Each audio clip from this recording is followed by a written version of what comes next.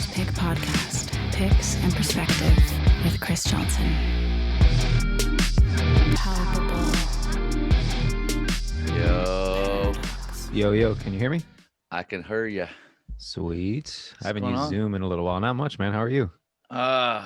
It's Saturday, bro. It's good. Bro, it's Saturday and you get up at fucking 7 o'clock in the morning.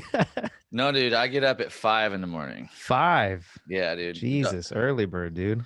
The dog and I have an agreement that, it's just like, I don't know, break of dawn and it's on. And we tend to get up at 5, make a strong cup of Joe, first one of the day, and then Nice. I will read a little bit of news in the New York Times or something like that. Gotta go take care of myself and get up, and then by 7 a.m. we usually hit like a 5-mile walk. Nice, man. And wow. then I go to either teach yoga or do yoga, and then I come back and I work for Kiesel and do that, the weekdays, and spend most of my day. And then lately, this last 3 weeks, I've been doing that. And then I'll work during the day for Kiesel and do all my stuff there, maybe do a pod in the middle of it. Yep. And then in the evening, I take or teach a class. So I'm either taking or teaching a class in the morning and teaching a class in the evening. So I get 2 classes in a day, ideally plus a 5-mile walk if I can. Wow, man. I love it. That's super impressive, honestly. Well, if you worked from home and all you had was a dog, a bunch of guitars, and weed laying around, you might be similar. Probably might be doing the same thing. Yep. That's good, man. It's good to see you. Like, I'm really hyped for you and the record, right? Like, we have a little bit longer before it comes out. Like, it's gonna come out next year, yeah. Yeah, but middle of February, so we're just under 2 months out. Are we rolling, by the way? Oh, we're rolling. Oh, word. Sweet. Cool. This is on. It's on from the beginning with me. Yeah. I should have gave you the clap or the snap. ABR, man. Always be recording. You never know what you That's right. Right. ABR, ABC. Always be closing. Oh, yeah. Yep, that's the sales thing. So I played that game for a while. What was your sales gig? Do you have a couple of them or just one? I worked for AT&T at a call center for like 3 years, and this was like right before the band got signed. So fresh out of high school, I got hired at AT&T, and it's kind of crazy because I was like 18, 19 years old, making like 55 grand a year, working like doing sales and shit. It was crazy stressful though. Like I don't know if I've ever been more stressed in my life because I just moved out of my house. So I was like first time paying rent on my own and all that kind of shit. And that AT&T gig, it's very cutthroat. It's just like you're just another person in a seat. So someone else is more than willing to fill that spot and make that money. So they're looking for a reason to kind of get rid of you. So that was my first experience of like, holy shit. Like if I don't do this, I'm going to like be living under the highway or some shit. So man. I better. Yeah. The sales gig is interesting, man. I had an early sales gig that I was successful at, that is now like legendary with my friends and stuff. Cause like nobody saw it coming, including me, man. I didn't know it was coming, but like I was a little older. What was I? Maybe 20. I think I was 20, and my main aspiration at that age was to work at a head shop, right? Like in a music store. Like I was like, it's like, I don't want to work Burger King or fast food or a gas station anymore. Yep. Everybody, I'm going to work where they sell bongs and dildos and rock music. Like literally there's this place here in Chico downtown called the Underground.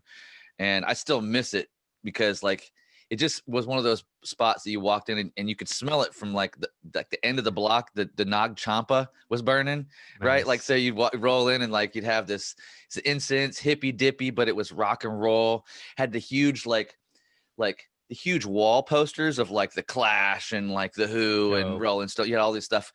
And so it was like rock memorabilia and so posters and CDs and all that stuff. And they had new and used, so you could listen to all the used stuff there. Nice. And then they had a back room that was subdivided into two, and one was bongs and one was dildos. But you couldn't say anything. You couldn't call it bong. You couldn't call it. Was Water back in the pipe. day. It was Yep. water pipe. I had to kick people out if they said the B word. Oh yeah. In Florida, luckily I never got kicked out, but I'd seen it. I had some friends who worked at some head shops. So I hung out at some head shops a few times, and yeah, it's like, don't say the B word, man. Yeah, bro. Don't get into that. Well, what was hilarious though, so I mean, that place was right between two late night bars. So, and we stayed open on Friday and Saturday till like 11 and midnight, and Nice. so these drunk ass fools are rolling there and be like, they just like made friends with a chick or whatever, Yep. hey, they're all like stumbling in, like, can we go in the back room, here's our ID, and it's like you could just tell in their eyes that they just like made a commitment at the bar next door. And they roll in, and we take them back there, and you'd have to like watch them because they would just get weird. And like I had one lady, oh, it's gross, man. But this one lady, like I was talking to another customer back there. I look over and she is taking this dildo, this vibrator out of the packaging, which already means you bought it, dude. Like that shit's yours, son. And she had, that's exactly it. She slipped. She like had like a short skirt, and like, I'm not kidding. She had slipped, like was hiking up her skirt. Like, dude, I'm going to try out I'm like, get out. Like hey, give me your money and get out. Cause like also get out. And then another night, my brother, occasionally I would hire my brother. Like I was assistant manager, and Nice.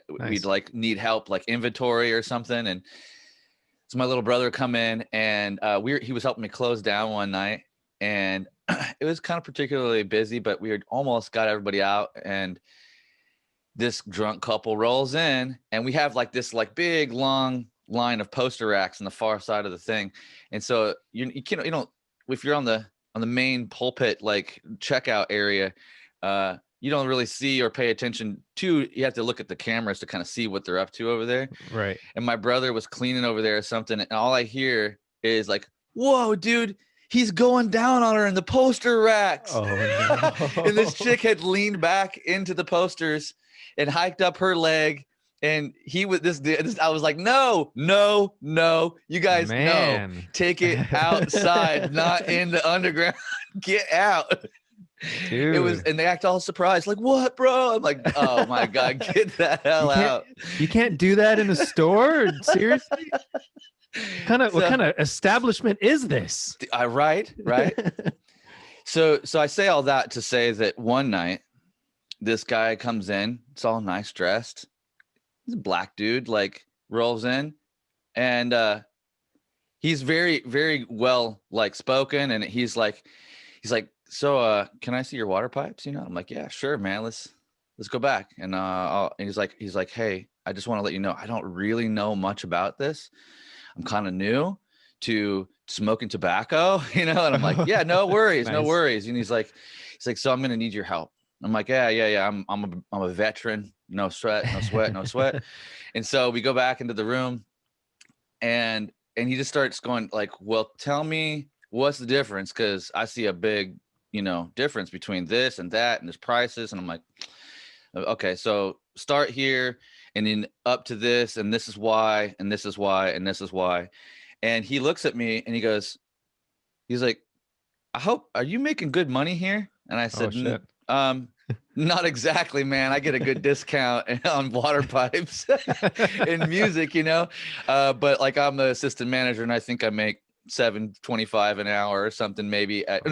Back then that was like Seattle wages. I was making $5.75 an hour. Wow. This is late 90s. And yeah, dude, so and he goes, well, here's my card.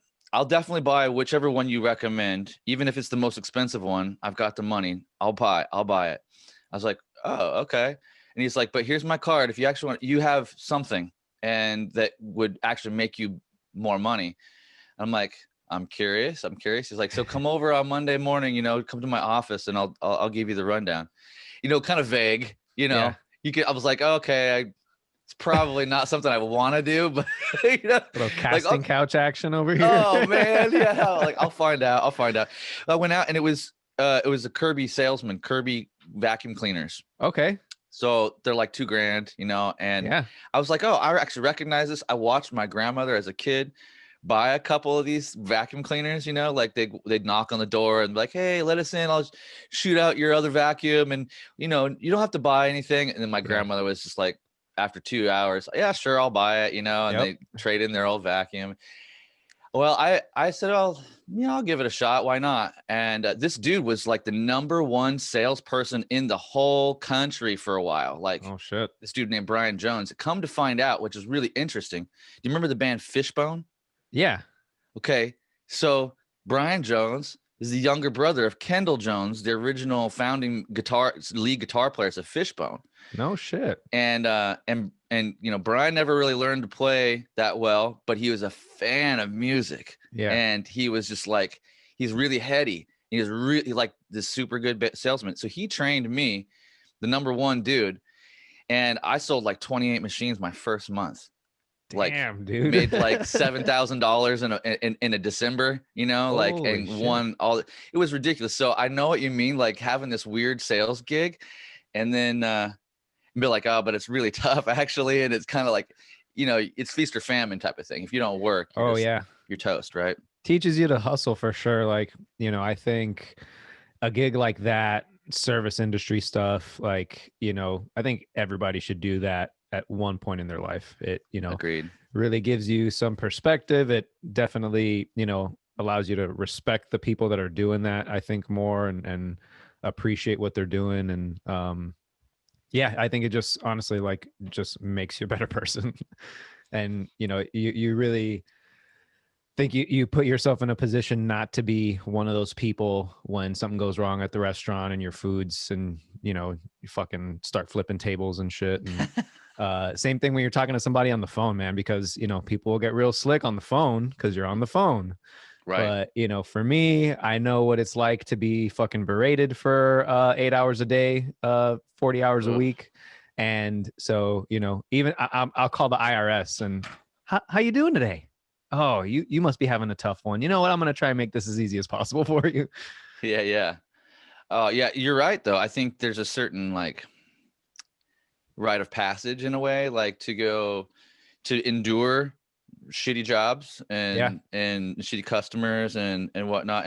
And that job for me was in particular, like the toughest part was that you would, you know, I mean, it's weird to come to people's houses and knock on their door and be like, you're buying a vacuum today. I know you didn't plan on this. Yeah. You spend $2,000 on a vacuum today. Like, I could not imagine, like, It's I mean, weird. maybe if you pulled up to the house, I'd be like, all right, come on in. But well, and the crazy thing is that I was so like, I let myself get so hooked into it that I stayed, and I ended up becoming like a van crew leader and training other people. And there was like, in the beginning, like when you're on fire in sales, and you know this, like when you're on fire, that's the time to continue to like be proselytizing. I don't even know. Preaching the word, right? Like, so, and then I 3 different friends of mine came in, so I got like bonuses for recruitment. Nice. And then they said, well, you brought all these people in, why don't you take a van and like you be the boss for a while and see what happens? And so, bro, there was a couple of days where I was like rolling out with my boys, like pulling up into a neighborhood and be like, all right, you knock this street, you knock that street. The vacuum squad. Yeah, it's vacuum squad, dude. And you pick a neighborhood to kind of just hang out and, like, you know, knock doors and see what you get. All 3 of my dudes got knocked into 3 houses. That was the main goal, was to knock into 3 houses, because you could probably sell at least 1 usually. Yeah. But you know, 2 in a day or 3 in a day, man, that's where it's at, right? Yep. All my dudes sold all 3 of their demos that day.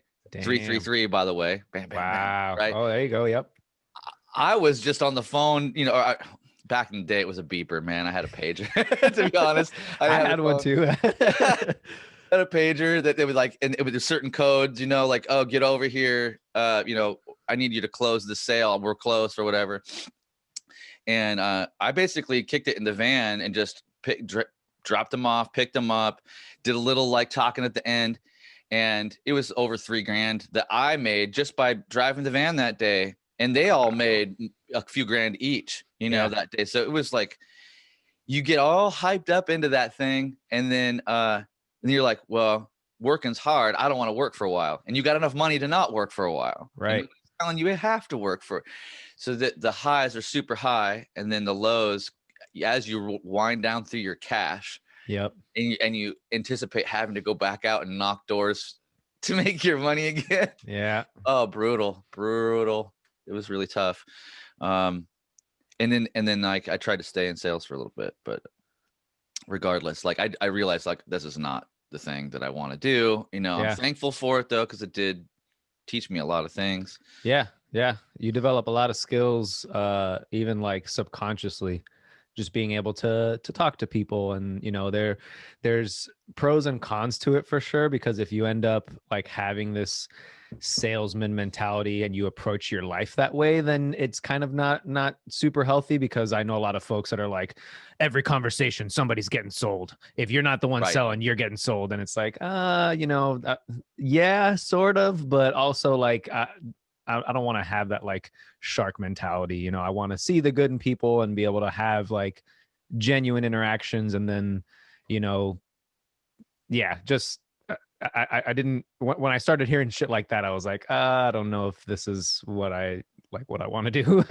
You're on point with that. That's exactly it. That was the thing that I think I just started. Well, a few things I started waking up to was that, because we'd have push months, and you probably had push months where you're like, okay, this month we're going for these goals, blah blah blah. Everybody go hard in the paint to get your numbers up, blah blah blah. And so we did stuff like that too, and you could win, all kinds of prizes and trips and all this stuff. And I saw the other top salespeople never stop selling in their personal life, right? Like just what you described, and you're like, whoa, dude, like you can put that thing down. Yeah, exactly. It's heavy in this moment, and you're pushing on somebody that doesn't deserve it. Like you kind of you see that, and so I saw a little bit of that in my own self, because people you hang around with, man, like you end up being like them. Oh yeah. And even if you're better at it or not as bad, or it's still like it seeps in, and you kind of get infected a little bit. So you're totally on point with that. And the other thing was that it was in those push months, like, I don't know, I just started seeing all the old grandmas that were writing me checks as my grandma, and I was like, man, you don't need this. You don't need this. What you need is like, you need a vacation or something else. You don't need $2,000 vacuum. You can't even pick this thing up and take it up your stairs or nothing. So you can only finesse so many old ladies until it starts to wear on your heart. Yep. Yeah, but most people that that's the difference between folks that have a conscience that can see their effect on the world, and people that are kind of like jaded and worried about narcissistic, worry about themselves all the time. Yeah. Well, tell me more. I want to know about. Tell us about the album. How do you say it? Ikagi or Ikigai? Ikigai. Okay. Yep. And what does that mean? So it translates from Japanese to reason for being. So it's like a term that I came across and really kind of resonated with me. It was like just what gives you purpose, and the different things in your life that give you purpose. What you're really good at that you may not necessarily like, what you're passionate about, family, all these kinds of different things. It's like kind of like an almost like an ethos thing in Japanese culture. So that really resonated, and it kind of, so the album's kind of themed in that way, but also it's a little bit loose. So if you've checked out the cover of the record, so it's a samurai in like, early centuries Japan, and he's doing what's called seppuku, which is like the dishonorable suicide. And our idea for it was in those moments that he's doing that, he is seeing multiple lives, like future, past, animals, all kinds of things, and just different perspectives. So we've got, one song about, which is the first song that we put out, Souvenir of Skin, about, an abusive family, someone growing up with family who's abusive, and kind of the scars of that. So, we see that the character on the cover, he's kind of living through that in his last moments. We've got another song about climate change, and it's from the perspective of an animal, and, what we're doing to habitats and forests and fires and everything. And that was the second track that came out. And we have another one about the perspective of someone who is trans, and the world around them, and kind of fighting through that. And each song kind of touches a little bit on finding your reason for being amongst that that struggle in whatever you've got going on. So that's an interesting lens to jump to, like to write the record from. I mean, that's a common.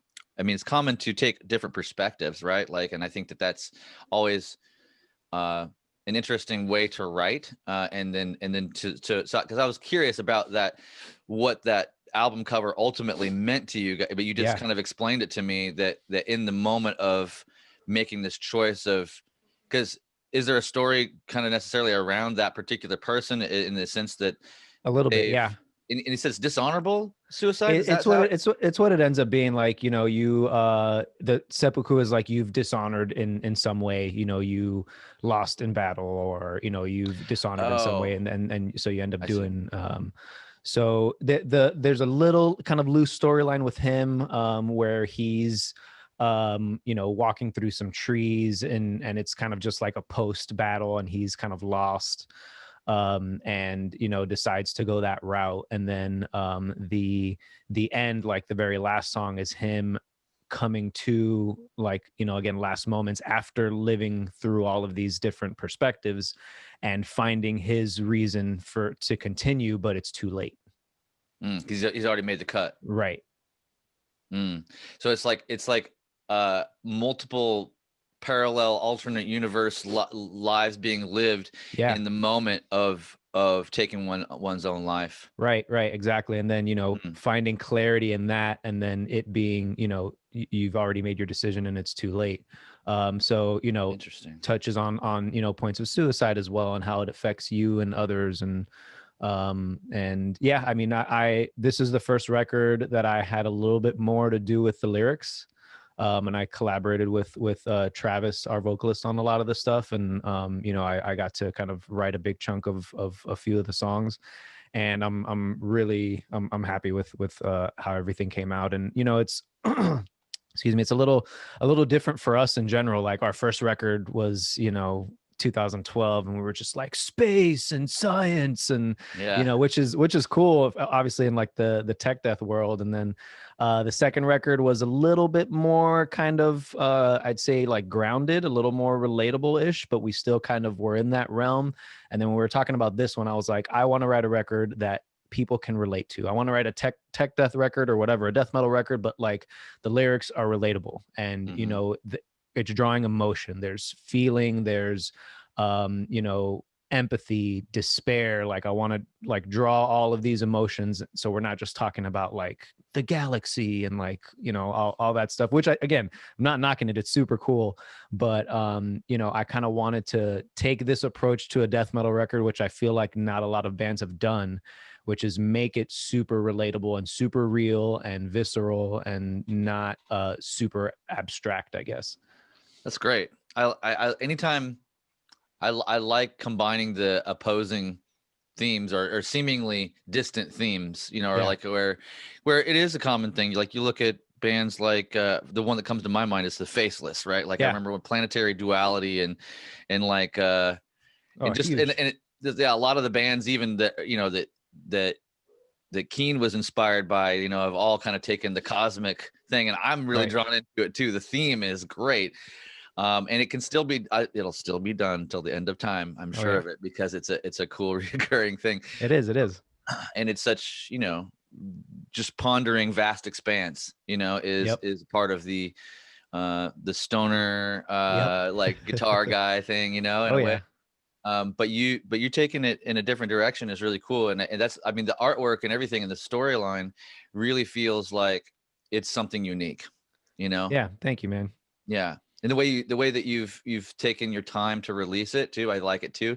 Because in a way, what it feels like, other than just biding some time and getting some marketing in there, there's a little bit of storytelling happening along the way, right? Like, so that people can digest it. Because often what happens is we put something out, or a band puts a song, or usually it's an album or EP, and then if they don't tell any type of story along the way, then it's just like, okay, there's new songs on Spotify and YouTube, and you don't get the digestible factor, where like you're asking people to kind of, okay, take in this little part of the story, Yeah, agreed. And I think we've been able to do that, coupled with a lot of the visuals too. So, our drummer, Tony Simoni, who's like just, I don't know, he's like, there's a character from him, like in that Planetary Duality album, probably because he's just like he's otherworldly, dude.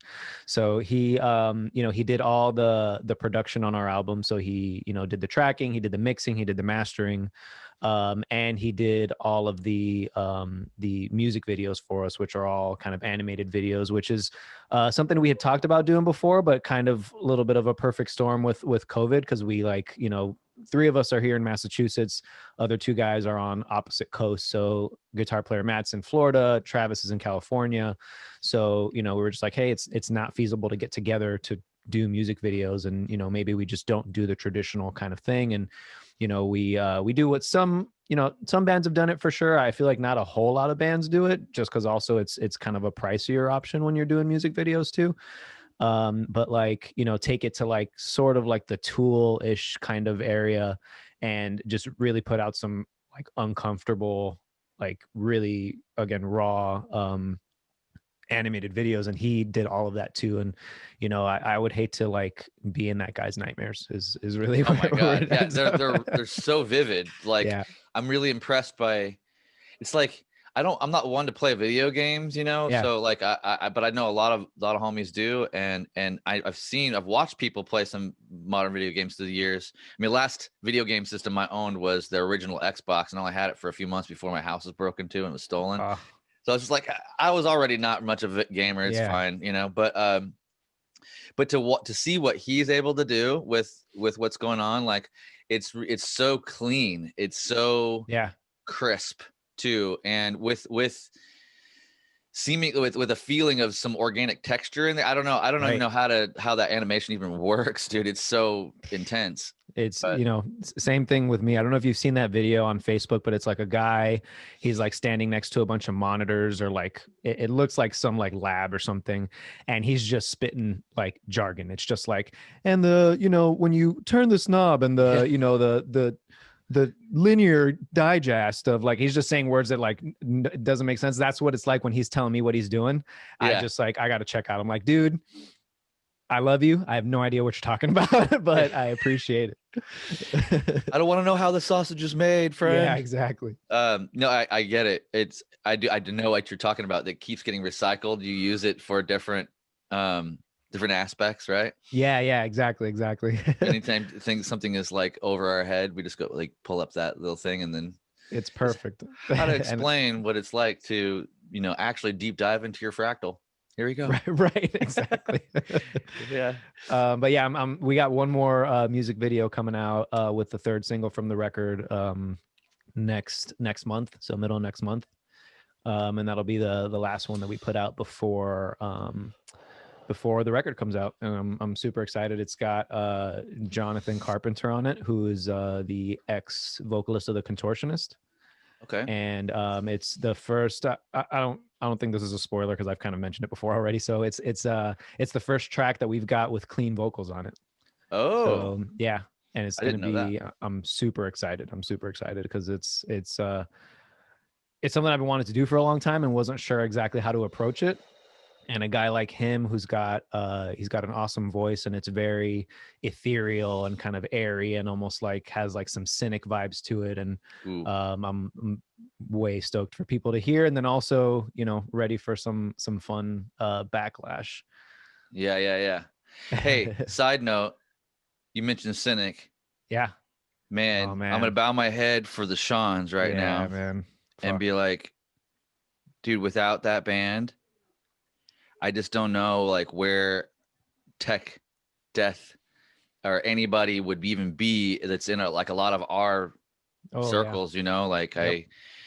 I remember I have to sideline, we'll come back, but like I remember buying Focus off of the artwork alone in a Camelot Music, and it was I was just like, and I didn't know that Paul was connected to Death, you know. I didn't know that at the time. I had some I had listened to some Death, but I wasn't a Death fan officially yet. I kind of found Cynic before, and then it was like, then I found Symbolic later, you know, like, and that was like the kind of the gateway drug into that for me. Yeah. But the that album, I don't know, still to this day, I even know like the sound quality has never been my favorite. You know, it's a rough mix. Like ultimately, I mean, the more recent one, I guess, that they put out is much better, you know. But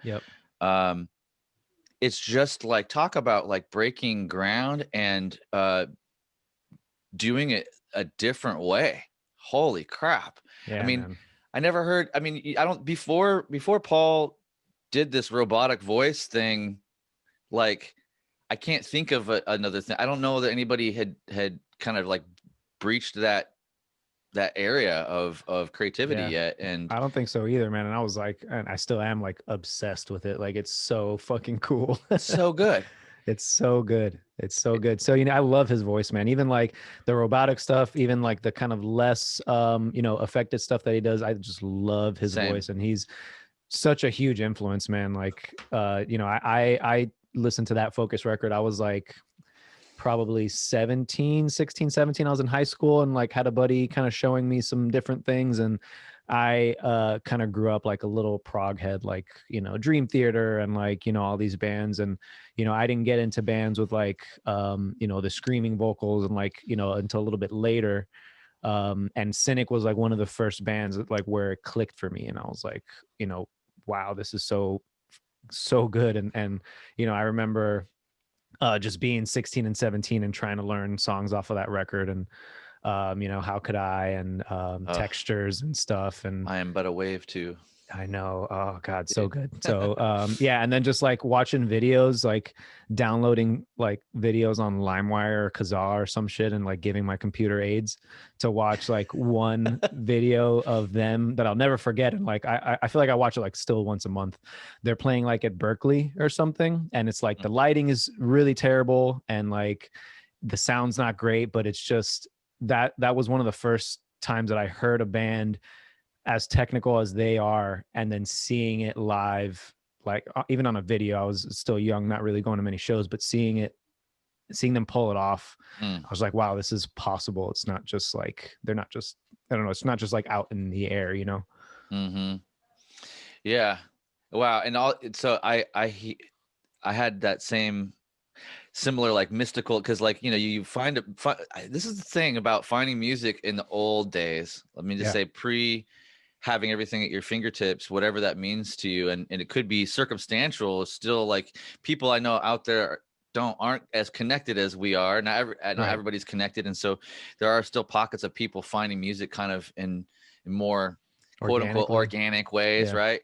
You know, being in a record store and only having a finite amount of money to spend, and you may be going in there, you may know what you want because you heard something on the radio that may be a thing, but most of us, like you and I, we eventually, you're kind of like, well, I'm looking for something like way more interesting than what's on the radio. Like, show me what you got, music, you know, like. And so sometimes a lot for me, I was always like looking at the album artwork, obviously, and looking at credits and like, oh, trying to deduce the energetic quality of this thing, Yeah. based on what they chose. Why did they choose this particular title, and what do the song titles kind of speak to me? Mhm. And I would go through that whole process, and then roll the dice. All right, I'm taking Yeah. these babies home because this looks really scary, or this looks like really enlightening, or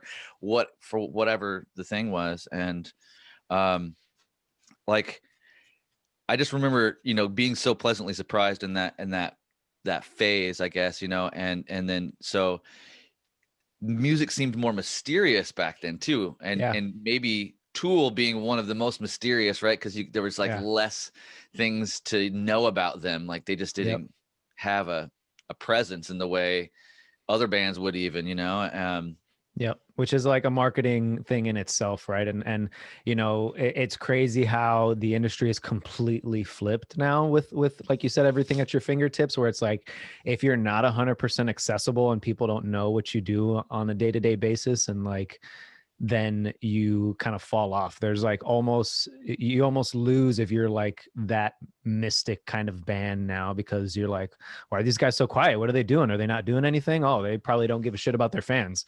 And it's like, right. so there's a balance, and yeah, it's just it's crazy going from, I grew up in going to the music store, and they had just come out with the where you can scan the CD and you can listen to like 20 seconds of the songs now. Oh, So yeah, it wasn't yeah. just like going to the CD, and it wasn't such a wild roll of the dice. Sure. But yeah, I mean, just going back to Cynic, what was kind of crazy for me growing up. So there was a guitar player in South Florida named Santiago Doblas, and he plays in this band called Agora. And he was actually friendly. I think they went to Berkeley together with Sean Reinert. And so Sean played drums in his band, played drums on his first record. I think him and Whoa. Sean were Malone were friendly too. I feel like Sean played on one or two of the Agora records. So I felt like really close. I felt like, I'm like one person removed from these guys. And then then like you said too, like hearing Death after that same exact thing was just like the door opener for me for death metal. And it's like now I almost exclusively want to listen to bands that are like have these sick harsh vocals. And I think I'm all set on James LaBrie for a little while. Yeah.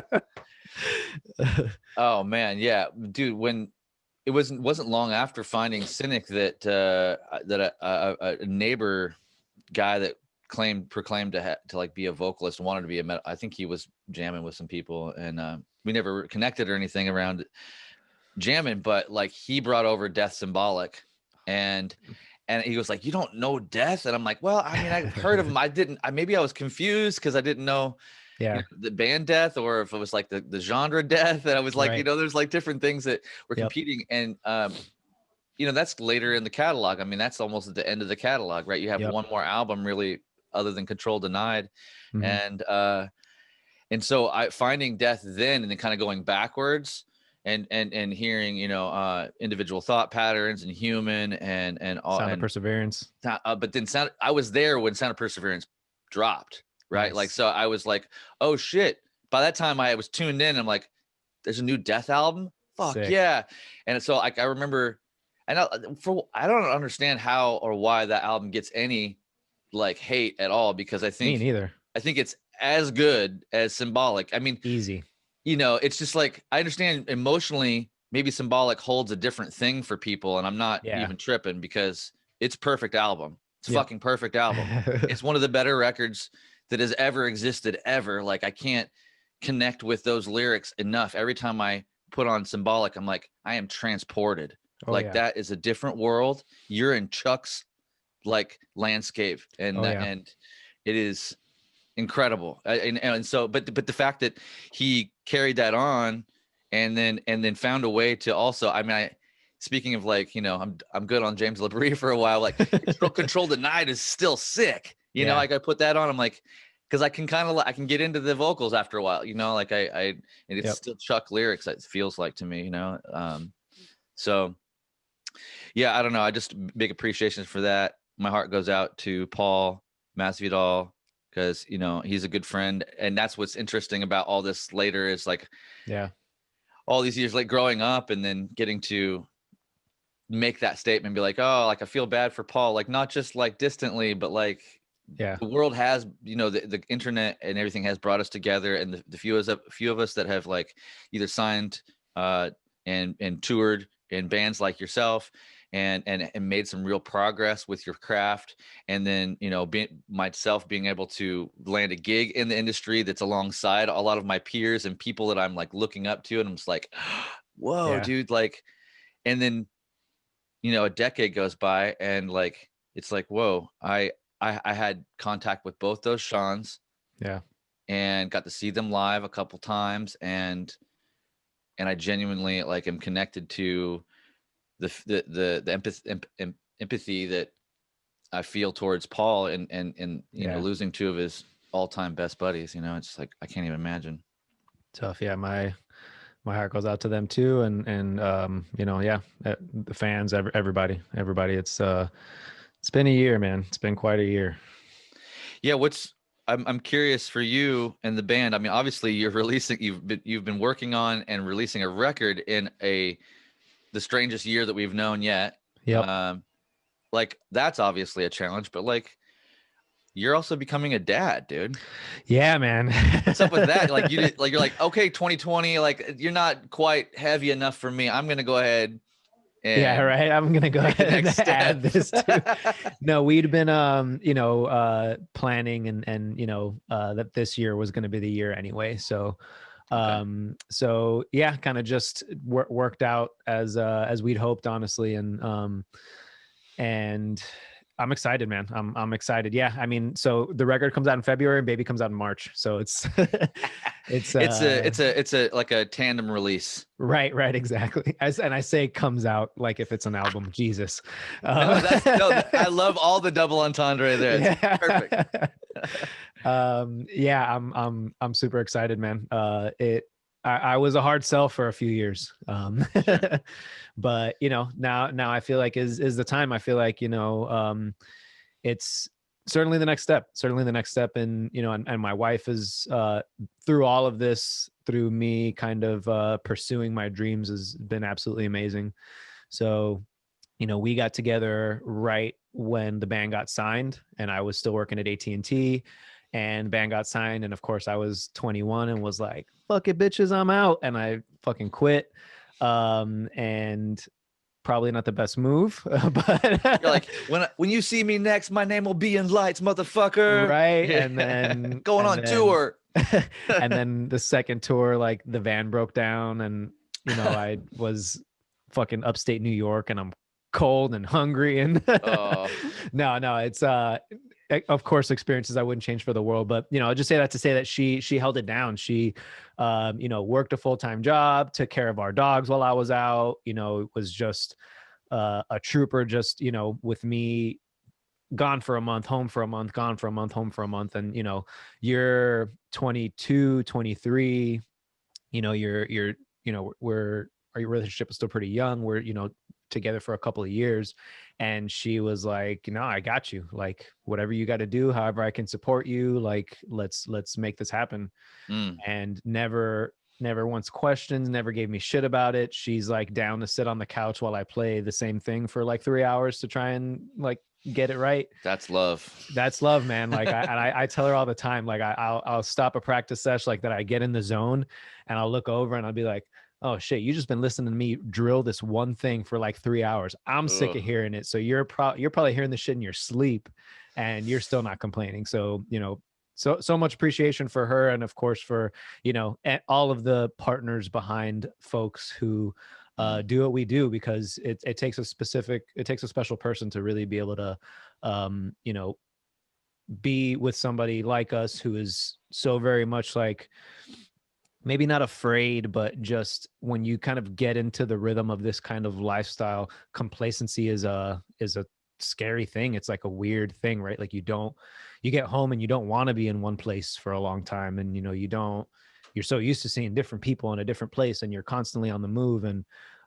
you know, to be able to handle all the things surrounding that, from the perspective of a significant other. And, you know, it's also super easy, and I've seen it happen for significant others, to start being like, what's the word I'm looking for? Resentful, right? Like, oh, you get to follow your dreams. You found the thing that you love to do and you get to do it. And, you know, I'm stuck here doing this thing that I don't like. And it's super easy to like bring that other person down. So, you know, if you're doing that, stop. But yeah, no, I just obviously, you know, can't say enough good things. And, you know, we're coming up on our 11th anniversary. So I'm, you know, excited to still have her in my corner. Congratulations on all counts there, man. Thank you, man. It's wonderful to see somebody find, you know, that in life, like for that to be a thing that manifests. It's and what you're kind of a little bit of what you're speaking to feels like making friends with, because like when you're a freewheeling dude and you've got the whole world in front of you and you've got talent and the whole thing, the tendency is to, right, like I can't be tied down. I need my space. And I went through this with my relationship. My ex up in Seattle, like I was in Seattle for 10 years, and the whole reason I left California was to be there and be in a band. And I went up there and did that first, and then she moved up from California, and we like kind of like got serious. And I was like, yo, but you know that the band, I came here to do the band like first and foremost. And like, and I'm not, I tried in my best way to say like the band comes first. Right. And I'm, you know, and she was like, I get it. And I'm like, do you? Yeah. I don't know if you get it. Because it doesn't sound good when I say it even. Right. Yeah. Because I'm smart enough to know that doesn't sound good.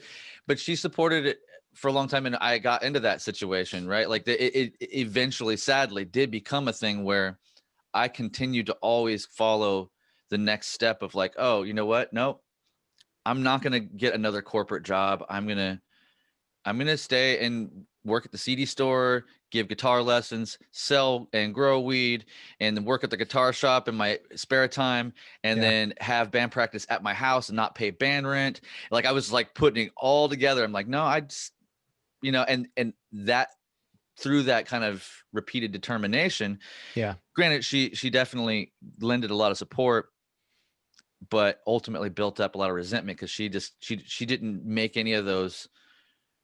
At the time, she didn't really make any of the big leaps for herself, right? And even though we were both in support of each other, we had that rub. So I definitely identify and see that.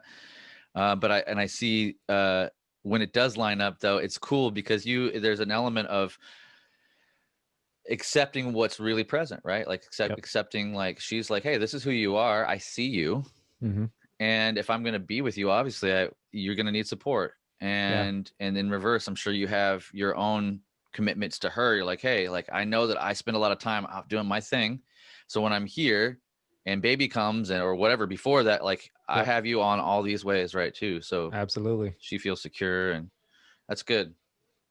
It's you know, give and take, compromise. You know, definitely grew up seeing a lot of rocky relationships. With my folks and you know, people in my family and you know, all that stuff. So you know, you kind of we've got this pretty nice dynamic for a big part of it is like I know a lot of the things not to do after seeing it, and you know, her folks have been together for, you know, I think like 30 plus years now or something. So she's got a lot of things like, okay, you know, these are the things that you should do, you know, to kind of have that longevity. So it's nice. It's a nice mix, but I feel like, you know, later you realize in life, like how valuable the don't do this lessons are, you know, even if you don't have the best example, sometimes it creates a good example in itself by showing you the consequences of, you know, other folks' actions, you know?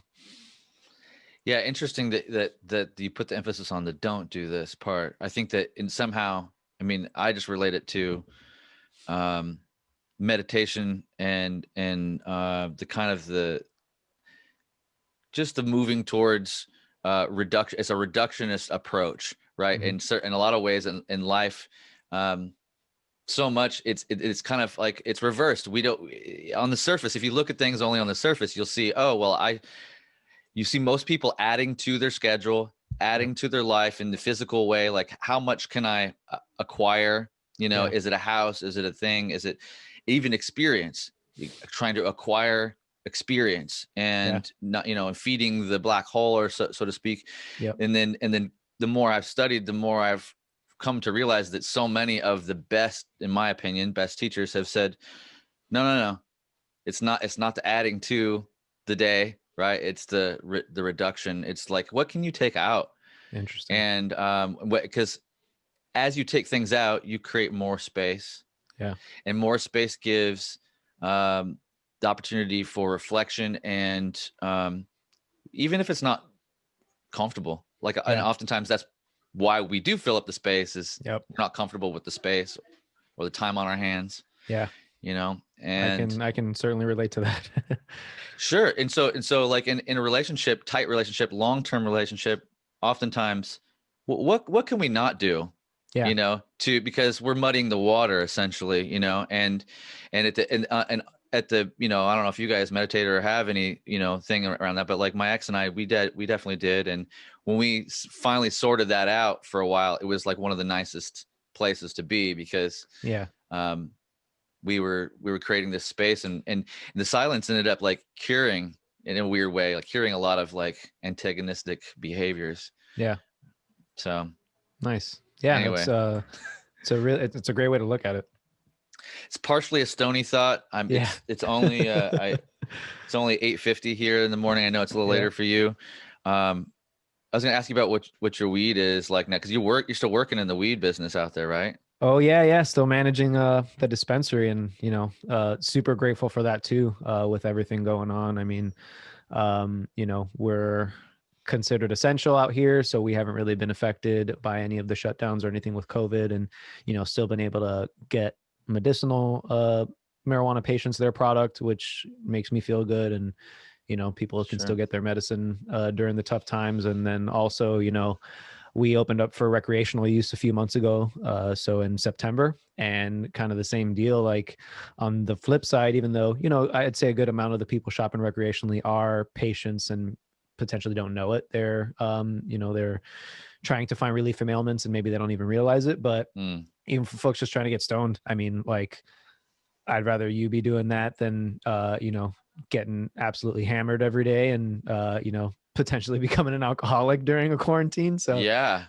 having that as an option, as an alternative, being able to give that to people has been super, I've been super grateful for that. And also just being able to employ as many people as I do is another, like really huge thing. Being able to change people's lives, still being able to offer people promotions. And, easily my favorite part about being a manager is, getting to affect change positively in somebody else's life, and having the ability to do so. But I've got some tropic truffle in my pipe here. Truffle. What's that? Do you know what's the genealogy? What's the mix, bro? What's the it's I think it's Tropicana cookies, and I forget what the other parent is, but it's a really nice like a citrusy, it almost tastes like orange Smarties.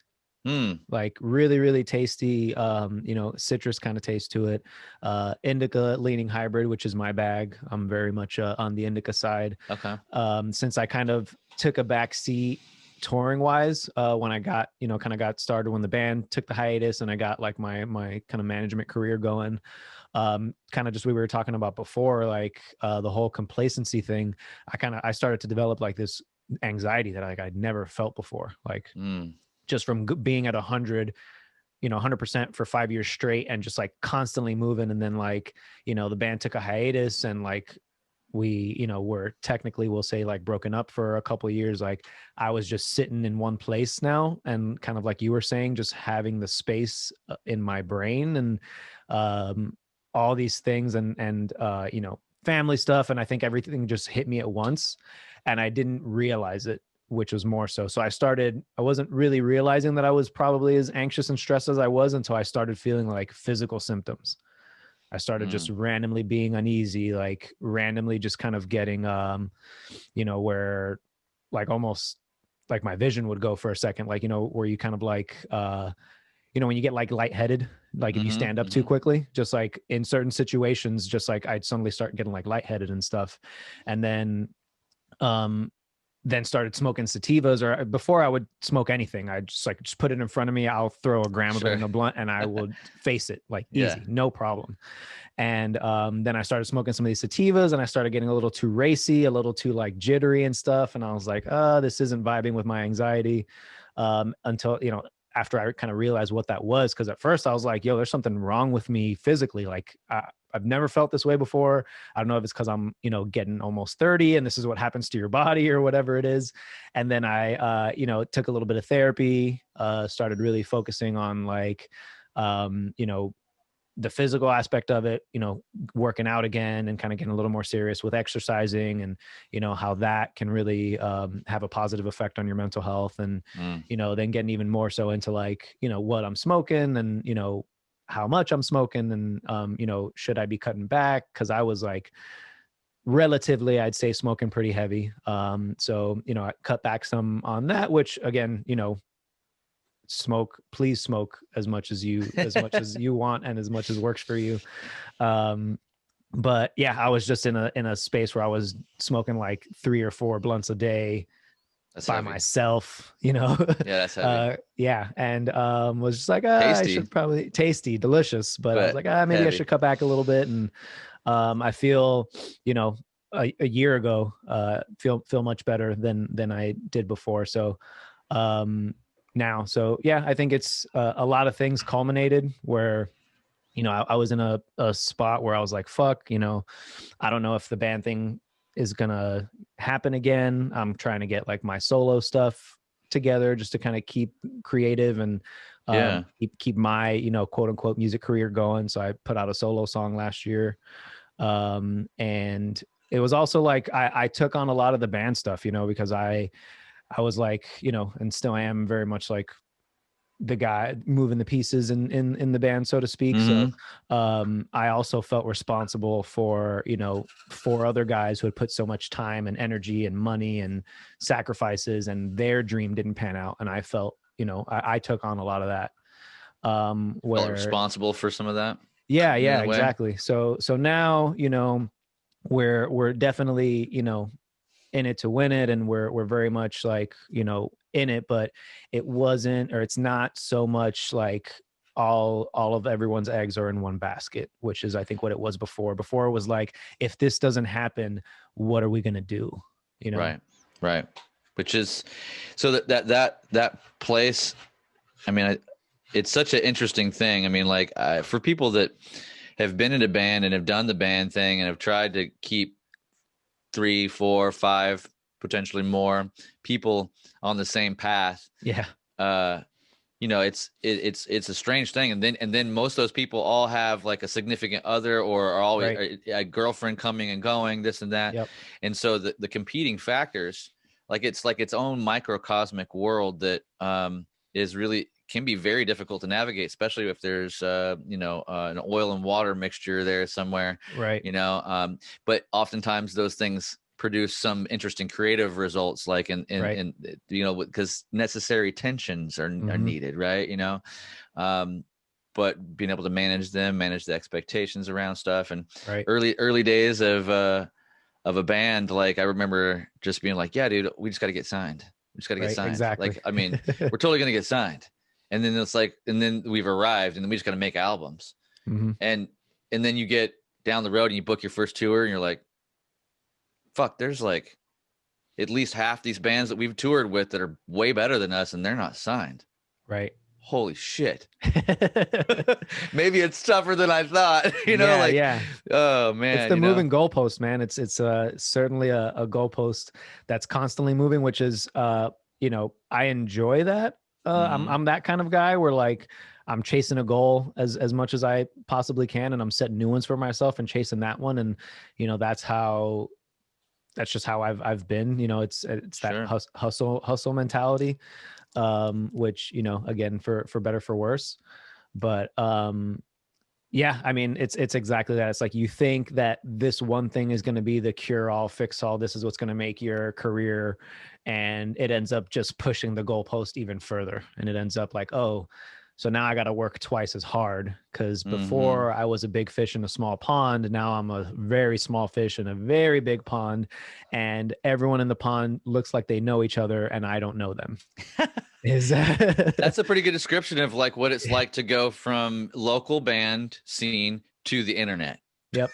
You know, and trying to tour the country or even your state or whatever, you know, like it's a really good way of putting it. Because like even when I had my band in Seattle, like and this is just like indicative of not seeing yourself very, very clearly. Yeah. You know, I think there's an individual not seeing yourself clearly. Then there's the group not seeing itself very clearly. Yeah. And then there's just, you know, and mostly through lack of experience and what, you know, and understanding of like, you know, what is actually happening. It's hard when you're just in one area, you're looking like, oh, how do we get booked at our favorite venue in town? Yep. Okay. So that's like a weird goal. And you're like, you see all these bands coming through, and occasionally you see other bands that are local that are opening up for the bands that you should have been opening up for. They're like, oh man, our band should have been there. And you're like, go at those goals. And then the moment you get one of those, you're like, okay, we've well, now we're the dudes, you know? Right. And so we did that a few times, but then you go out of your circle and like where you might've been like just kind of slaying folks in your local area, you run into people that just like, you just had no expectation that even existed, and they're struggling, and you're like, whoa, okay. So this is such a check on me and where I thought we were. And then I think that's the thing though. It's like in life, if we can learn to see ourselves more clearly, more straightforwardly, more honestly, then that'll obviously help, you know, and it takes some education and takes some exposure. Yeah. The self-awareness is a huge thing, and it's something very difficult. Like you have to practice self-awareness, and like for the folks that just have innately that kind of where they look inward that way and can like critically you know, look at themselves critically and not overbearingly. So obviously it's detrimental if you're kind of just beating down on yourself. But if you can have that, like, okay, this is what you know, this is where I stand to improve, or like this is where the band, like where we're lacking, and you know, where we could, you know, take us to the next level. Like, you know, our first kind of bigger tour. So we did a couple like headliner tours out the gate just to kind of, you know, get the road under our belts. And right after we got signed. So we got signed not doing any touring, which was kind of like a super rare thing, even when we got signed back in 2012. So we put out a music video.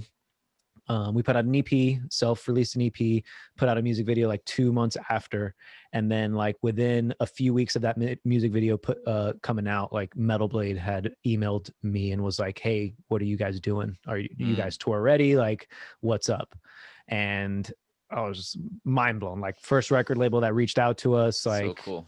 Emailed me directly. I was just like, what the fuck?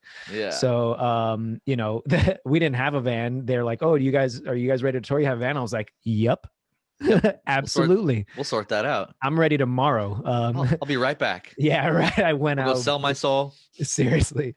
So we did a couple headliners, and then the next tour we landed was it was the Faceless headlining, Within the Ruins, Rings of Saturn, and then us opening. And that was kind of like our first. We'd played some like bigger shows, and you know, we like you were saying before, it opened up for some tour packages that came through and stuff like that. But this was really kind of our first exposure at seeing it done at a high level, consistently out on the road for a couple of weeks, and just watching, you know, one of, if not my favorite lineup of the Faceless. So it was Keen, Wes Houck, Rudy and Evan Brewer, and then they had Jeff on vocals, and you know, they just put out that album Autotheism, and I was all about it. And I'm still, and Keen is, you know, it's one of those situations now where like, so like this tattoo is a Faceless tattoo. So I was still am a huge fan. So being able to, you know, have one of our tours be with,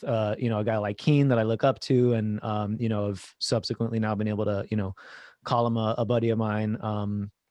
But yeah, I mean, just seeing playing some like the first few shows, watching the other bands on the package, I was just like, fuck. Like we weren't playing to a click. I was like, we gotta do something. Like we can't do this on the next tours. Yeah. Within the Ruins, man. Oh, That's so good. wow. Homies. That's an incredible band. Is it for that genre too? Just like they broke my brain a little bit a couple times when I first heard that. I'm trying to remember what the name of the album was. It's his first record, or maybe it's the big. Is it like It's God damn it! It's on the tip of my tongue, and I'm at my computer, so I'm gonna look it up. It's God damn it! It's got the kind of like pink in the artwork or something. Or am I thinking of the wrong thing? Might be thinking of the wrong one. Within the Ruins. I know all the songs on it. I don't fucking remember what it's called. Creature. That's it. Yep. You got it. Creature. Yeah, that one. Yep. That got sent to me when I was at Ampeg. No shit. Back in the day or whatever, and I just remember listening to that. I worked with somebody in that band for a little while. I don't remember who. Yeah. Yeah, cool, very cool riffs. The whole vibe felt interesting. And they've got their own sound. Like, you can listen to it within the Ruins track and it's them because it's very signature what they're doing. And they just put out a new record called Blackheart, if I'm not mistaken. Oh, really? So definitely peep that if you can. And shout out to the homies. They dropped a banger. Cool. But yeah, I think around that time is when you and I hooked up. So it's been a long time, man. It's been almost 10 years, which is EMG. crazy. Yeah, because we connected at EMG. Yep. Which was short, just right after I was at Ampeg for 6 years. So like I don't know what year that was, but it was, you guys had just released a record then. Yeah, and that was in 2012. Yeah, it's oh, that's right. That is 2012. Mm-hmm. Okay, so I remember super clearly cold emailing you, just like, hey, there's, I don't know where I saw the email, but I just remember like, oh yeah, Chris at EMG, and I just emailed like, hey, we just put out an album. What's up? How you doing? My name's John. It could have been through me being, I think I posted my business card online somewhere, or maybe my pics had my email on it too. So any number of people could have got a hold of me. I was always, that's always like a weird thing as a artist relations person, right? It's like to be too accessible in a way. Yeah. Yep. But if you're not accessible, then you miss out on a bunch of stuff. Check the homie out. Oh yeah, that's the Dunlop one. This is yours. He doesn't want to focus. I had it here. Yeah, Chris at jimdunlop.com. Yep. I don't have that email anymore, friends. Yeah, I was gonna say. Anybody listening, watching, don't send an email to that one.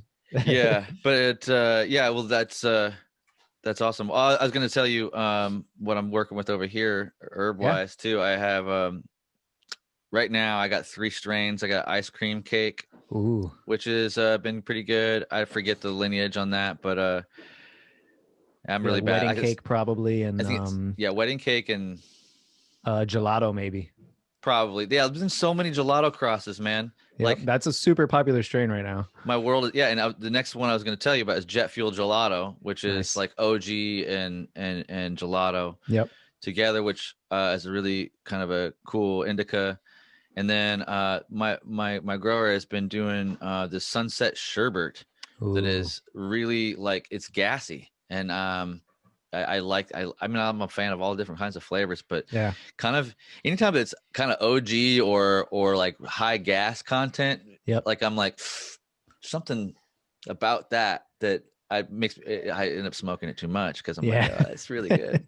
But then it knocks your dick in the dirt and you're like, okay, I can't smoke any more of that. I need to have some coffee. I need to take a cold shower. I need to go for a walk. Get out of the house. Get you back in that equilibrium where you're just stoned enough that you're feeling good, but you're not too much where you're couch locked. Yeah. So I'm thankful for all that. That's good. All NorCal grown. Sounds delicious. Yeah. No, it is really delicious. I'm thankful for that. I mean, like in a really thankful spot, man. Like it's that 2020 has been really strange, obviously, and it's been very emotional. It's been a fucking emotional roller coaster on multiple levels. Oh man.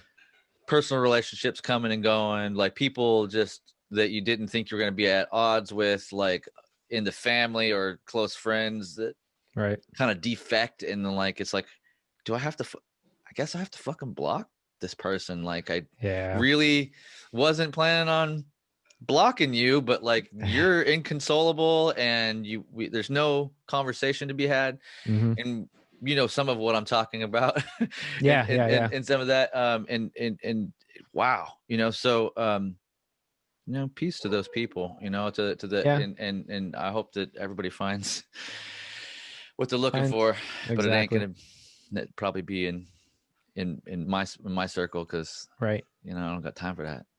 Yeah. We don't have time for it. And, you know, it's, you know, in a lot of, obviously there's a lot of different ways for, you know, people to defect and for us to kind of lose touch or, you know, quote unquote, like cut people out of your life, out of your circle. But, you know, a lot of times it's necessary, you know, and it's, not to, you know, if you're getting regarding like opinions and stuff, not to like put yourself in an echo chamber or whatever, but you know, there's, I like to think of it in a way like you're not trying to create an echo chamber. You're trying to keep people in your chamber that you want to have a discourse with, that you have a common ground with, that you relate on something. And then there's certain things we can disagree on. And then there's certain things that are hard lines in the sand that if we disagree on this, you can have your opinions, but I just don't want, I don't want to associate myself with you. So it's not even like have your opinion, whatever it is. I'm just not associating myself with you. And it is what it is at that point. And if you're, if certain convictions that you have are like, I have certain convictions that it's not worth associating, being friends, being family, whatever it is. Yeah. There's just, you know, and you learn that in my experience, I've learned that just over time and seeing, you know, my relationships fade with certain folks. And it's like, okay, we've grown and, you know, in certain ways that we're not the people we used to be. And, you know, I'm very much, I don't want to be the person that I was maybe even yesterday or maybe even last week. Like I want to grow. I want to continue to learn. I want to continue to, you know, be proven wrong. I want to find, you know, ways for my perspective to change. And, you know, if you're stuck in that one place, it goes back to what you were saying. It's like, you can really turn into the people that you surround yourself with. And, you know, you really gotta, you know, as you get older and your time is more valuable, in my opinion, you have so many, you know, things pulling at you from different directions to, you know, to focus your time on. You have to be more strategic on what you're putting your time and your energy into. And Amen. Yeah. Just no, especially like 2020, no more time for the bullshit, man. Can't do it. Well, and it's a weird, delicate balance. Cause as I'm listening to you, I'm thinking about there's, you know, a few different things that kind of just come up to me. And one of them is like, I kind of started to allude to it before, is that, especially when you're starting out and you got all the fire in your belly for music or for your craft or, you know, whatever it is. And that you got to be aware of, like, it's like, I know for myself, my initial instinct is like, oh, I'm kind of trying to avoid. I was trying to avoid like critical feedback in a lot of ways, right? Because that's painful, and I want to be told that like I'm good at what I'm doing, right? But in retrospect, I have definitely found over and over again that it has been tantamount to my growth that I do hear the thing that, you know, that I remain open, because you're saying like, you know, change my perspective. And getting your perspective changed about you and kind of humbled and coming in contact with humility more often is a good thing. Not that you need to be leveled all the time, and it doesn't mean that it needs to be even your own, especially with your own thoughts. It shouldn't be, as you try to see yourself clearly, that it shouldn't be punishment. Right. Like we shouldn't be, because that actually takes away. That's a distraction from the actual process of seeing oneself clearly. It's not helping. And so we should be also wary of good praise, right? Like, you know, right? Because I think that's one of the things that, especially early on, and when you're a nice person and you're surrounded by a bunch of nice people, they go, "Oh, John, you're so good at that thing." and you're like, I'm good at that thing. And then all of a sudden, like, if you don't watch yourself, you have this weird tinge of like, I've arrived by the way, Right. I'm so good at this thing. And like, I just did you know that I'm good at this thing? Because I Yeah. was like, want to tell you about how I was good at this thing, and everyone around me tells me that I'm good at this thing. Right. And then then somebody comes and crashes your bubble, and it's like, yo, like, you're I at that thing. Yeah. You need to grow a little bit, and then Yep. and they're like, how dare you, like, and it's I like, know. oh man, all right. But I've been that person in my own way, right? And I think we all probably have. But I just say those things because I think you're open to it in that way too, right? Like, we've had some conversations where you're like, be honest with me about my band and like how it's seen from I'm like, hey, this is it, and it's not a punishment or a critic. It's just like, this is where my perspective leads us down that path, right? And Exactly. and the more honest you are with like what it is and expectations, it helps you then regather yourself and your crew and go, okay, we'll approach it from this way. Exactly. Just that little bit of information. For me, professionally, in a lot of other ways, it's like another kind of phrase I like to use is just tell me the rules and I will play the game. I just got to know what the rules are. You let me know what the rules are. I am down to play, but I just need to know what the rules are, and I'll play to the best of my ability and, give it 110%. But, if the rules are vague, then I can't execute like how I, would like to. So, but yeah, I mean, I always appreciate, your feedback and perspective. And, I think that's super important to be able to take that tough, constructive feedback and obviously have it come from someone that ideally you respect, and someone who respects you and who's going to be honest with you and is not telling you what you should be doing to make themselves feel better, or, because there's all those kinds of different situations as well. But sure. I imagine, I mean, you get a little bit of a taste of it, of being in a band, where there's some folks that are,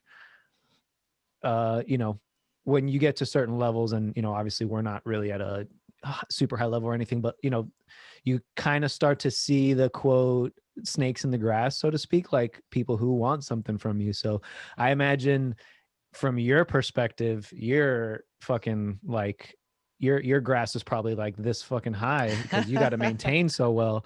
How kind of flipping, I'm going to try not to podcast you, but no, how do you navigate like figuring out who just wants something from you, who's genuine, and kind of living through that as long as you have as an artist rep, It's been weird. It's been strange. Let me tell you, like, and I've had some weird moments with big names, like early on in Ampeg. This is not like I don't mean to out Josh Homme, but like Josh Homme is like, one of the most fucking awkward things that ever happened to me.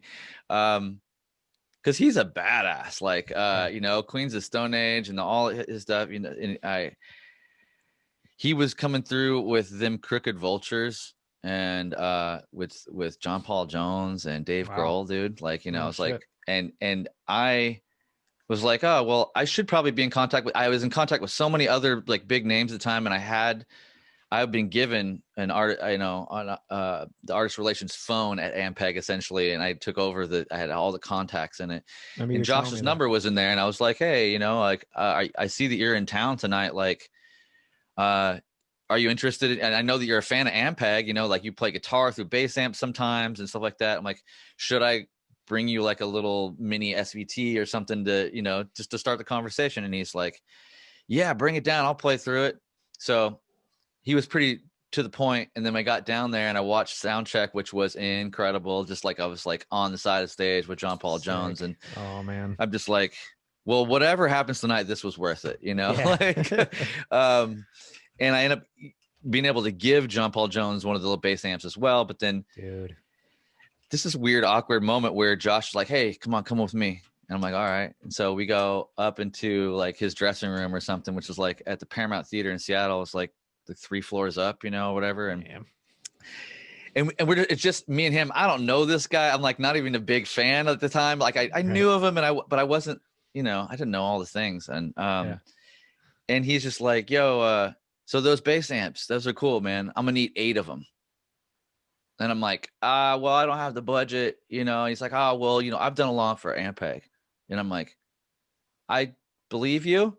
you're like, but I genuinely don't have the budget to give you 8 of them. Like that's 8 different gifts to like 8 different artists that I am supposed to do and get photos with and all this stuff. But and I was like, how about I give you like 2, and then like in a couple months I'll give you 2 more, like if I could space it out, and he was like, I need 8.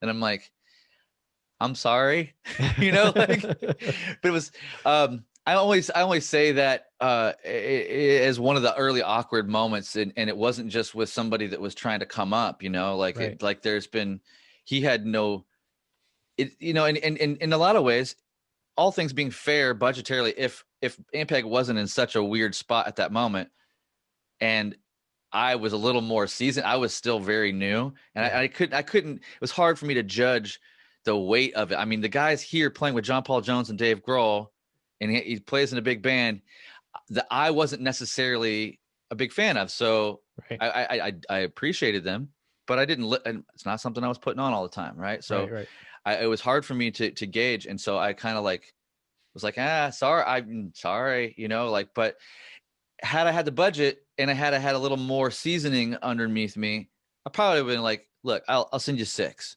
Yeah. Let's start there, and like, if I get video of you, using this somehow and a kind of a from a bigger platform, it's all paid for. Don't worry about it. In retrospect, I can understand. And my person now would try to navigate that now in that way. Right. But through the years, it's a crisis of perception. It's just like the same thing we're talking about the whole time. So, and because I see it more now, and see it more clearly now than ever. Yeah. On what the problem is, that it's tough to see yourself. It's tough to see, and when you get a collective group that all kind of echoes in like, yeah, we're worth this, and we should be getting that, or this is like, yeah. I get it because I had to go and do the touring thing and figure it out, and then like, kind of be told, nah, buddy, you got a ways to grow, and EMG was the only company that ever really gave me any type of actual endorsement, and they were just like, oh, cool, it's somebody doing metal, that's good, you made a good CD, like you get half off all your stuff. And I'm like, yes. Yep. Little did I know that I would end up working there later, but that it's that process. And so I think we talked about this a little bit maybe on your pod, but like, the things that people need to consider in artist relations is that weird teeter-totter of like, does the brand need you more, or do you need the brand more, right? And if you find that in most cases, as you're coming up, you need the brand. That's where, for most of your career, most people's career in the early days, is that you're in need of the brand because you want a discount or free gear and or exposure through being associated with that world-class, worldwide brand. Yep. So, and potentially getting, nowadays it's like, just the potential of being, brought into their social sphere in any way, right? Mm-hmm. Like, so if we can get, some shares, some stories, some posts here or there, whatever it is, as long as the content's good. Yeah. But so, start trying to see yourself rightly, trying to see like, am I here or am I there? And if I'm there, then like, how do I match the vibration of what these other people are able to do, and align themselves with these brands? Because in a way, brands have become like have taken the place of what record labels kind of used to do more of. And it's not that they don't still do some of it, but the role of record label is a little looser and a little, more open to interpretation these days. And like, what does that actually mean? Oh, we're signed. Well, my buddy's got a label, like, okay, yeah, of course, you're signed. Does it actually have actual distribution? And does it matter because we're dealing with such a minuscule amount of physical product, Right. So the digital distribution thing is easy through DistroKid or CD Baby and all this stuff. Anyway, I get to the point where it's just like I do my best to make my assessment. Okay, does the brand need this person? Are they up and coming? Are they in a genre that reaches far and wide, or are they in a genre that is narrow? Is there do I see potential growth for this person, right? And so all these different factors come in. Obviously, somebody that's 50,000, 75,000, 100,000 on their own, like a chord on one of the social medias or something, that's a quick allure to that, right? But like, is the music, I'm always biased. Like I do my best to be impartial. Yeah. But I also realize that it's better for me and better for the artists that I work with that I like them. Yeah. And if I'm not super like head over heels for the music, I just got to like them because, and if I hear or feel the human element in them, then then that's a window into the relationship, I think. Exactly. And it depends on the different businesses and stuff, but I tend to take my time with ones that I'm not sure of really, and the ones that are kind of seemingly like, oh, that's a no-brainer, they got this many, and you're like, well, okay, well let's see if they're actually going to be reasonable to work with. So let's do a smaller project. Right. And if they're willing to kind of submit to our boundaries around these smaller project, and they can work within those boundaries, maybe they're game for the next one, the next level, and kind of like climb it in different ways. And so there's no exact science other than just me navigating relationship and really trying to be empathic and educational at the same time. Right. So yeah, and I think you do a great job of that, man. So, thanks. But I think too, it's from my perspective, it's an interesting dynamic, right? Because a lot of the guys that are huge, right, that it's like, oh, no brainer, going to give this guy an endorsement from whatever company. Sure. Those guys are not necessarily the ones putting out the content, right? It's like the hungrier medium tier folks that are like going to be putting out their consistent high quality content because they're, shit, I need to work for this. I need to grind for this. I need to be out there. People need to see my name. Even if I'm in a good spot, like, I need to get to that next level where, some of the higher level guys might be complacent. And, like I said, just from my perspective, kind of talking it out with some of the guys and stuff like that. It's like, I'm wondering who's, we just talk about like, who's worth more? Is it like, this guy from the Foo Fighters who, is not really putting out content because he's the guy from the Foo Fighters? Or is it that guy again in the middle who's putting out 2 videos a week and he's, he's got a good following on social media and like all this good stuff, but he's obviously not at that level. You know what I mean? Yeah. So I think that's probably a fun part of your job that I don't know. I've put myself in an A&R like mindset in my head before, like, oh, that would be like fucking fun. It is. Well, if you have proper budget and proper freedom and and your boss trusts your judgment, then it can be dope. Right. Like, and I've had moments of that at every company. Things shift and they don't always stay the same, and blah blah blah. But I think that finding it's like what you want more than anything is that each brand wants obviously have a couple of halo artists of sorts, right? And what's halo artist today isn't necessarily a halo artist next year or 5 years from now. Right. Things are always kind of shifting, and you have to consistently like recalibrate. Are we putting out enough effort for this person? Maybe we need to put out more. Maybe we're putting out too much for what we're getting back. And sadly, a lot of it is conditional. Like and you just like we thought that we'd get signed and then everything would be fine from there. Right. You can get signed and the first record does great. Second record maybe doesn't do so great, and all of a sudden everybody's going, I'm not putting a lot of money into that person or that band because we have to put the money behind the thing that's hot right now. Yep. And even though it's not fair and it should be shifted, you know, or I say, you know, if all things being fair, you know, you would distribute the pie up equally, but that's not how it works. 99% of the time, it's like, and there's a finite budget, and so it's always just a shifting landscape, like you said, you know, and there's no real solid ground. But Yeah. so the solid ground should be in trying to make long-lasting relationships that through repeated kindness, repeated like timeliness, you know, and work ethic and all this stuff. Because if you're the guy, this is what I learned early on. Like, I think, and really it came from a conversation with Devin Townsend early on in my career. But one of our first meetings, he was like, "Look, bud," he's like, "I'm glad you got this gig and everything. It's cool. It seems like you like it." He says, like, "I've been doing this a long time, and if you want just a little insight, he's like, if you say you're going to do something, just do it. If you can't do something, the moment you know you can't do it, let everybody know you can't do it." Right.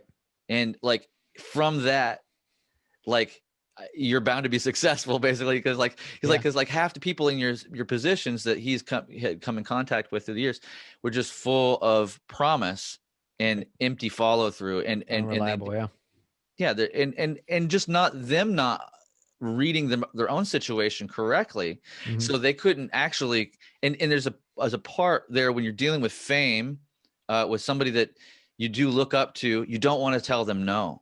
Like that's on this side, on my side of the fence, that's one of the main struggles is you're like, oh, I want them to like me. Yeah. And I want to say yes to them. Yep. Right. So, but learning to have boundaries with, like, you know, interesting personalities that you're like kind of can't not be giddy around, you know, like right. No, that could be a thing, you know. Another thing I've pondered, I guess, as well. It's like John Petrucci calls you up and it's like, "Hey, bud," and you're like, yeah, sure. Like, yes. What do you want, bro? Yeah, I'll grow my beard out. I'm sorry, sir. Sorry. I will lift weights. I'm sorry. Yeah. I need to make some gains, dude. I'm sorry. Yeah, I've been slacking. It's, you know, whatever. But so and I think we do that in life in general, but with all the people, right? Like, we find different levels. Like, some people make us nervous, some people intimidate us, and we kind of float gibberish out there and say yes when we probably shouldn't sometimes, you know. And then the opposite, you know, some people are that way with us, you know, and they're like, and you can kind of see it, and sometimes you rightly see it, and you can calm the situation and be like, "Hey, it's cool. Like, let's just," and sometimes you don't notice it, and you fuck up, you know, like, and you're like, "Oh shit," I kind of like, all right, my bad. But I was gonna say, I only I've got a time limit today. I apologize. But please, if you would, I know you mentioned some other music, and as well as your own album when that's coming out, but I'd be interested in a couple things. And before we get too far, we'll do the music last, but I want to do guitar picks with you real quick here. I want you to tell me about what you started out playing and kind of what the evolution is, where you're at now.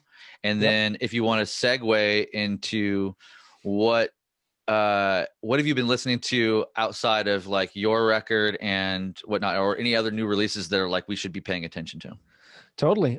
So I started really just playing random picks. Like it's funny. I grew up like not super affluent, and had like a local, like kind of mom and pop owned music shop in Miami, and spent my, like, you know, when I was 12 and 13, just kind of with a couple of my buddies, kind of just, you know, walking around that general area of town. And, you know, we'd walk from his house to the music shop and back pretty much every day, talk to the owners and just play guitars there, because we didn't have guitars to play. So we just went over there and would play, you know, pick up stuff off of the wall.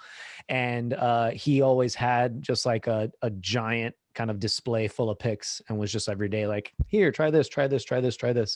And like 80-90% of the time it was something from Dunlop. So definitely where I started. And then, you know, getting into the shreddier stuff as I got older, you know, somebody put me onto some jazz threes, and that was my pick, like my Bible for picks. I didn't play anything else but jazz threes until I want to say, when was that NAM that I saw you? It was probably like 2014 or something like that.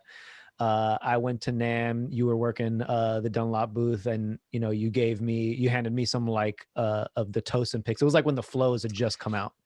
Okay, So, Tosin Picks came out the year before, a year or two before. So you might have got Tosin Picks first. Yep. And that was Jazz 3 XL, and then like the next year or so, the flow came out. It's something like that. Yeah. So that's when, I got put on to something that wasn't a jazz 3, and I still have these. I still have so many. Oh, of them. yeah. I love them. And that kind of changed the game for me, because I was getting a little tired of the smaller picks, and not having like the room that I felt like I needed. And also I think I would just need a little more weight behind, the pick, and just to get a little more of like a bounce and like kind of dynamic. I feel like with the jazz threes, because it's such a smaller pick, I felt like a little bit, not in comparison now, playing the bigger picks, like there's more of a tone that I can get from, like there's more of an attack. There's more of a little bit more of a dynamic that I can get from the bigger picks. So I've stayed with that shape. And recently started working with a company called Swiss Picks, which is what I've been. Oh, dope! Is that the Rusty Cooley? Yeah. So I've been working with them. Cheddar?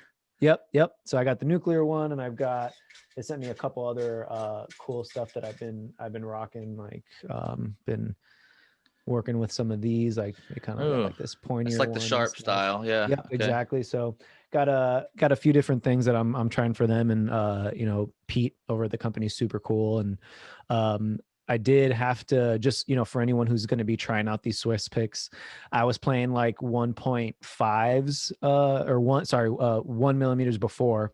I moved up to about 1.5 with these, because something that you don't really account for with these, the holes, is that you do lose a little bit of the weight of the pick. So I was kind of a little used to like a little bit more weight behind the pick, and the grip is super cool, and I love it. So all I really had to do was just move up a little bit in size, and now I'm back to like right in that perfect sweet spot. So yeah, that's where I'm at right now, and super excited to be working with them, and definitely my goal sometime in maybe the next year or two to put out a little JM signature pick. So I'm going to be working that out with them, and yeah, that's kind of my pick journey. Is really not a super extensive one, because Dunlop really grabbed me by the balls when I was young, and kind of stuck with it for a while. I think that's everybody's story, though. Like the older guys tend to start out with some sort of Fender celluloid, or even not. I mean, I think that was my first pick, was probably a Fender celluloid, but then the Dunlop's just so dominant, and you're one of the few people that I asked that question to, and they're like, actually right now I'm not using a Dunlop, I'm using a fucking thing. It's like, okay, that's cool. Hey, there's got to be a few of you out there, right? Because it's so, they're so dominant, and Jimmy's so ear to the ground about a lot of this stuff, but the dudes at Swiss Picks, they sent me a couple of care packages. They're so nice. He had a handwritten note. Was very kind, and it was like labeled all the different gauges and the materials and everything. Yes, exactly, dude. A little handwritten note. It's all personalized. It's amazing. So I got a bunch of cool shit to try out, and again, shout out to Pete and the Swiss Picks folks. Yeah. Well, then tell me about what you've been listening to lately. Is there anything that we should check out, like any players in particular, or albums that you think are just like maybe not getting enough love right now? So I'd say, probably ones I'm going to say are a lot of the obvious ones. So, I'm really in love with the new, Black Dahlia album, and just Brandon Ellis is just peak fucking guitar player right now, dude. So if you're not following him on social media or whatever, just watching his videos, just go do that if you need some inspiration. 'Cause that guy's like the new Jason Becker, like for me. Whoa. Like he's for real. He's like this young kid that's just like so proficient, and his his voice on guitar just reminds me of Jason. Like it just Really? his lead playing just sounds like, and I know he obviously is super inspired by Jason. He's like a 20, I'm sorry, Brandon, I don't know how old you are. He's like a 24, 25-year-old kid who is stuck in, he's stuck in that body, but he should have been born in the 80s. He's like an 80s player, like through and through. And obviously playing with Black Dahlia. He played with Arsis. He played in a few other bands, but he's one of my big inspirations for lead playing right now. Definitely Wes Houck. Obviously, hell yeah, everybody, Wes is the man. Everybody knows him. Wes is again, just on another level. And aside from that, definitely, like I mentioned, Jam That New Within the Ruins. See who else have I been listening to? I'll just say for everybody listening out there, shout out to Borgia. Shout out Borgia, because I was waiting to have you on the pod and be just like, hey, look, it's cool because I haven't done any more yet. I've only done a couple of Shred collabs, but yeah, you're Shred collab number 2 with Borgia, and you guys both slayed it. So thanks, it was really cool to get that opportunity, and I hope to do more of that stuff soon as I am able to like decide on tracks and decide like what I want to send out to people. It's like that's also part of the thing. It's like being like intimidated. You guys are all like sick players and do this like for a living type of thing, and I'm like, here's the thing, maybe we're doing it's super cool what you're doing, dude. You're getting people to, like, I never would have collabed with Borgia probably otherwise, so it's fucking super cool. And we got to do something together, which is rad. And I have a lot of fun doing it, and for me it's an exercise of doing some writing. It's an exercise of doing some engineering, which I'm trying to get better at too. And so any opportunity like doing guest spots and doing stuff like that with the homies is I welcome it. And I love having a goal. I love being able to sit down and practice and kind of just jam, but I love like, oh, I have to write this solo. Like I have to do this. And, it gives me some focus. And am I right that you are signed up with a company where you are available to be hired for this type of thing, right? You certainly are. So Featured X. Yeah. Featured X. It's a really cool company. It's, I believe, and again, I'm super sorry, but I got a lot going on. I think it's the bass player for Fit for a King. And he's working with some folks. And it's a whole online website where you can hire, really, they've got, the roster is insane, and you can hire pretty much your favorite artists for a guest spot, from guitar to bass to vocals to like engineering. They offer, you can offer all kinds of different services. Like you can have somebody do orchestration on your record. You can have somebody, all kinds of cool different shit. So I'm available on there to book for guest solos if you so desire my sound on your song or album. Our bass player Killian is also on that as well, if you're looking for some awesome. Sweet bass shred, fellow Kiesel homie there. And yeah, like tons of cool guys on there. I'd highly recommend just going over to the website, checking it out. And it's also, something that I was super stoked to be a part of and just to see happening, because, us as artists, maybe not particularly me, but folks that, this was their main source of income and now they, don't have that. This is a way to get a lot of eyes on, an alternate source of income for some guys.